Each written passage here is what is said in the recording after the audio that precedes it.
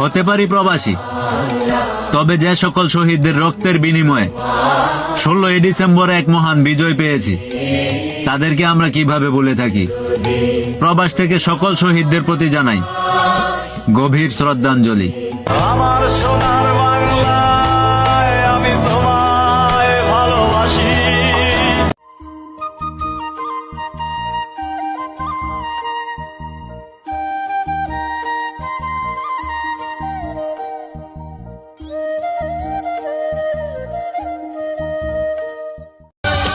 এসো ভালোবাসি দেশকে।